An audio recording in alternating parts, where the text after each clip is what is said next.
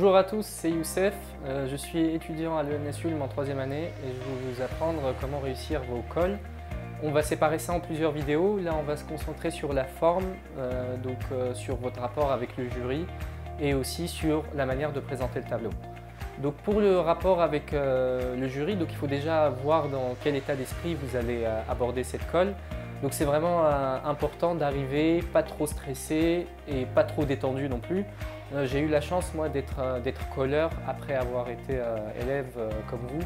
Et c'est vraiment pas possible que certains élèves puissent arriver comme ça tout stressés alors que, en tout cas pour une call comme ça, il n'y ait pas un enjeu très important. Pour les calleurs, vous devez savoir, ou pour les jurys, vous devez savoir qu'il y a vraiment différents types de personnalités. Et donc il va falloir s'adapter. Il y en a qui parlent beaucoup plus que d'autres. Ça peut aussi être relié au concours que vous passez. Et parfois, c'est vraiment un silence radio pendant 1 heure. Donc il ne faut pas paniquer, il faut savoir s'adapter. Et donc forcément, vous ne pouvez pas vous en vouloir de ne pas avoir réussi un exercice parce que la personne ne vous a pas aidé. Il faut vraiment, dans ce cas, vraiment proposer le maximum que vous pouvez, proposer les différentes pistes, alors que dans d'autres calls, ça sera radicalement différent.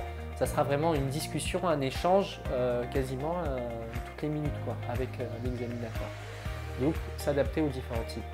Maintenant, on va vous parler de la présentation du tableau. Alors, ce qu'il faut savoir, c'est que votre tableau, donc déjà, les tableaux, ils peuvent être assez petits.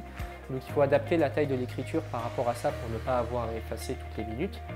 Ensuite, donc ça aussi une bonne idée, ça peut être tout simplement de séparer votre tableau en deux de base. Comme ça, voilà, vous écrivez de manière linéaire.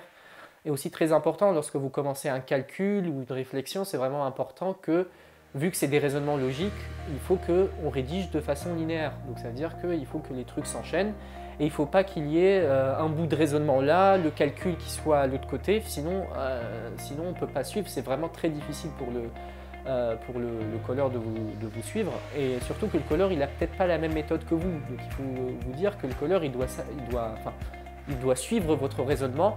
Et si vous ne lui facilitez pas la tâche, il aura beaucoup plus de mal à vous aider et donc il va vous poser beaucoup plus de questions pour vérifier que vous n'êtes pas en train de l'arnaquer.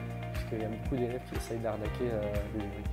Donc voilà, je finirai en disant que le tableau, la rédaction de votre tableau, c'est vraiment le reflet de votre pensée. Et donc voilà, donc si vous avez un tableau ordonné, ça montre que c'est clair dans votre tête. Si votre tableau ça va dans tous les sens, on sait que vous êtes beaucoup moins serein et donc forcément la note va en souffrir. Donc voilà, j'espère que ça vous a été utile et n'hésitez pas à poser toutes vos questions.